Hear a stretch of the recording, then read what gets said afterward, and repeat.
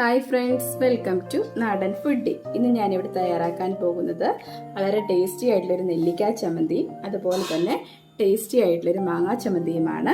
ഇതെങ്ങനെയാണ് വളരെ വേഗം തയ്യാറാക്കുന്നതെന്ന് നോക്കാം. ആദ്യം മാങ്ങാ ചമ്മന്തി എങ്ങനെയാണ് തയ്യാറാക്കുന്നത് എന്ന് പറയാം. ഇതിനാവശ്യമായിട്ടുള്ള ഇൻഗ്രീഡിയൻസ്: മാങ്ങ, ഒരു പകുതി മാങ്ങ ചെറുതായിട്ട് അരിഞ്ഞതാണ് എടുത്തിട്ടുള്ളത്. അതുപോലെ 2-3 കഷ്ണം ചെറിയ ഉള്ളി അരിഞ്ഞത്, അതുപോലെ ഒരു ചെറിയ കഷ്ണം ഇഞ്ചി അരിഞ്ഞത്, ഒരു അരമുറി തേങ്ങ, അതുപോലെ തന്നെ പച്ചമുളക് ഒരെണ്ണം, പിന്നെ ആവശ്യത്തിന് ഉപ്പ്. നെല്ലിക്ക ചമ്മന്തി തയ്യാറാക്കാൻ വേണ്ടി ഈ ആദ്യം പറഞ്ഞ ഇൻഗ്രീഡിയൻസ് മതി. പക്ഷേ മാങ്ങയ്ക്ക് പകരം നെല്ലിക്ക ആണെന്നേ ഉള്ളൂ. ഇനി നമുക്കിത് രണ്ടും സെപ്പറേറ്റ് ആയിട്ടൊന്ന് അരച്ചെടുക്കണം. ഞാൻ മിക്സിയിലാണ് അരയ്ക്കുന്നത്. കല്ലുള്ളവർക്ക് കല്ലിൽ വെച്ച് അരയ്ക്കാം, അപ്പോൾ അതിന് ടേസ്റ്റ് കൂടും.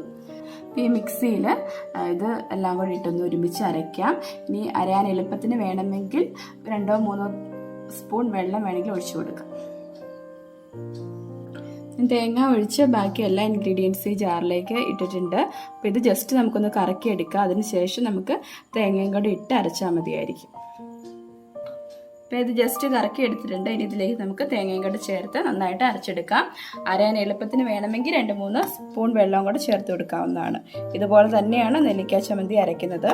അപ്പോൾ ഞാനിത് കാണിച്ചത് കൊണ്ട് അത് അരയ്ക്കുന്നത് കാണിക്കുന്നില്ല.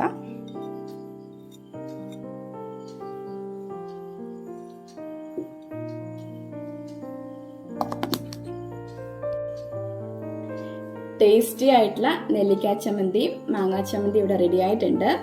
ഇത് മാങ്ങാ ചമ്മന്തിയാണ്, ഇത് നെല്ലിക്ക ചമ്മന്തിയാണ്. ഇത് നിങ്ങൾക്ക് ഇഷ്ടമായിട്ടുണ്ടെങ്കിൽ ഈ റെസിപ്പി വീട്ടിൽ തീർച്ചയായിട്ടും ട്രൈ ചെയ്ത് നോക്കണം. അതോടൊപ്പം ഈ വീഡിയോ ഇഷ്ടമായിട്ടുണ്ടെങ്കിൽ ലൈക്ക് ചെയ്യാനും ഷെയർ ചെയ്യാനും മറക്കരുത്. വീണ്ടും മറ്റൊരു റെസിപ്പിയുമായി നമുക്ക് കാണാം. അതുവരേക്കും ബൈ.